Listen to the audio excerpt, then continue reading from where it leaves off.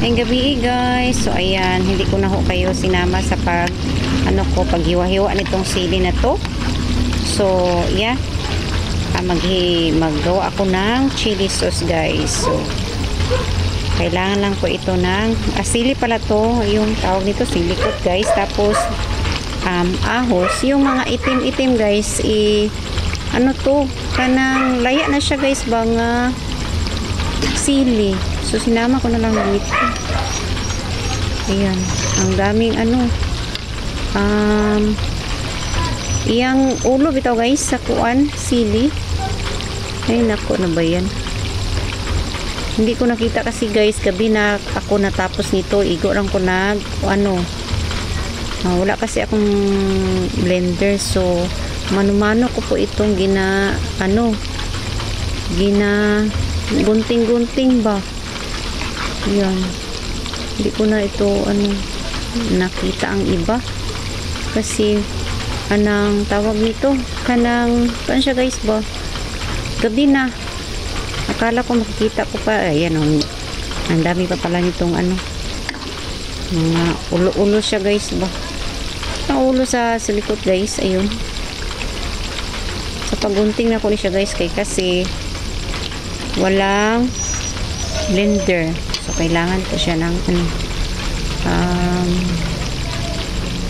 igunting-gunting ko lang siya guys. Masarap naman guys, sa pagtimpla lang naman ito sa pagtimpla nito. So kailangan lang siyang kunting tiis.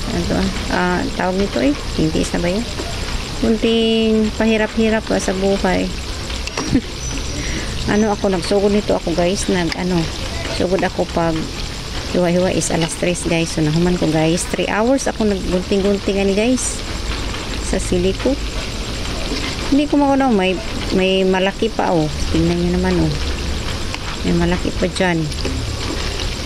Yan, kailangan po ito ng 20 minutes or 10 minutes guys, kasi madali lang ito maluto dahil akong gikusgan yan, para madali lang. Then ako lang din siyang takloban ini guys. Bukas ko na ito ilalagay sa sa aking lalagyan kasi mainit pa, kasi yung lalagyan ko is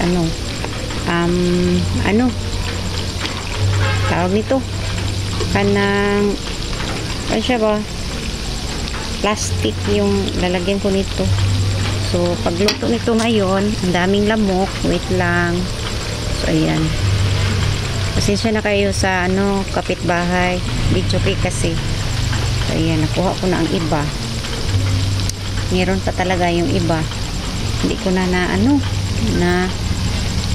may nahulog.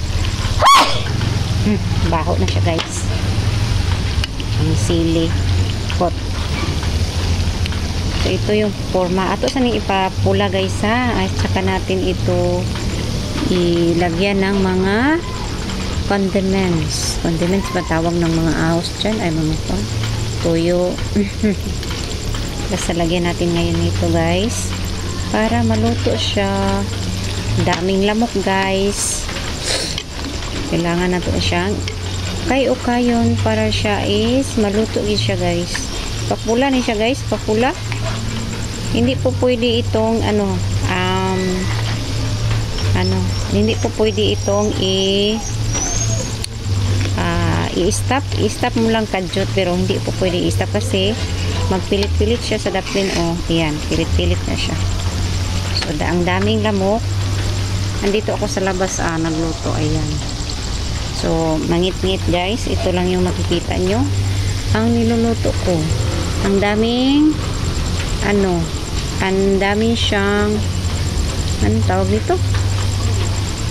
Ayan so kailangan siyang lutuin ng mabuti, saka mo lagyan yung mga ingit-ingit nito para masarap siya guys. Matagal na akong tagal na ako nagluluto nito guys, kasi ito yung hinahanap ng mga customer ko, yung pagluluto ko ng chili sauce para sa shumai, tempura, fishball. Ito lang talaga lahat yung sauce ko. Hindi na ako nagluluto ng ibang sauce kasi tawag nito, kanang pareho rin naman. And then, mapapanos lang po kasi ang hinahanap nila is ganitong sauce. So, yan. Kailangan natin yung imikos-mikos para maluto siya, guys. Mahirap na po ang kamay ko. Hindi ko na kaya, pero kakayanin para sa pagluluto. Kasi kung giyaanin mo karon guys, ang ilalom ani dukot. Nasunog siya. So, yan. Ano tayo? So, yan guys, namula na yung ahos ko. So, na ako guys, na wait lang, tingnan ko na yung oras. So, malapit na po itong timplahan po kasi yung tingnan nyo naman yung ahos ko.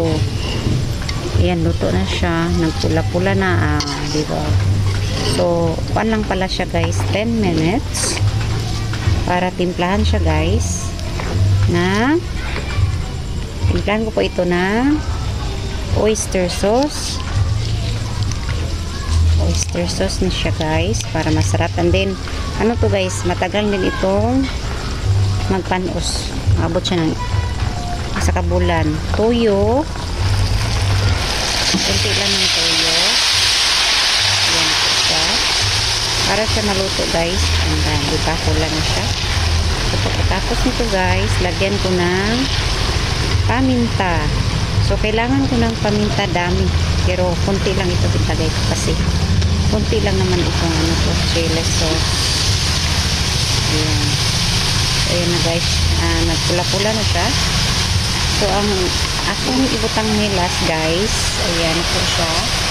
Pasensya na kayo kasi ito is may sagong green, and then itong brown sugar sa 1/4 guys. Ayan. So ito na po siya, luto na po siya. Kailangan lang po siya ng ukay-ukay guys. So ito na siya guys. Ayan. Kailangan lang siyang i-mikos-mikos muna natin kasi yung center na nilagay ko is na siya, mag-brown na siya guys po. So ito na siya. And then may ako dyan, oil sauce, tawag nito, chili oil. Dugang na ko siya din guys para gid siya lami kasi sobra siya ganin sa oil yung luto ko yung isang araw na ubos na kasi. So ayan na po siya, ito na po siya. So lagyan natin ito ng, ilagay ko yung chili oil dito para kunin natin may nakabara na steak. Ito na po yung chili oil ko. So ilagay ko po dito para siya apil siya yan, maluto siya guys pa. Yan, inubos ko kasi sobra po yan sa sa pagluto ko nung una. So ayan na siya guys. So luto na po ito. Yan na po siya, luto na po ito. Kailangan po itong ipalong. So ayan na guys siya. Yan, ipabuka lang na ito balik guys kasi yung nilagay ko na chili oil is yun, kanang sobra sa akong chili oil lang kasi maghimo ko dire of chili sauce guys. Siya 3 to 4 days lang o 5, ubos na po siya. Ayan, ito na po ang chili sauce ko na masarap. So ayan na po siya guys, pasensya na kayo, ngit-ngit yan sa cellphone ko po yan. Ayan na po siya.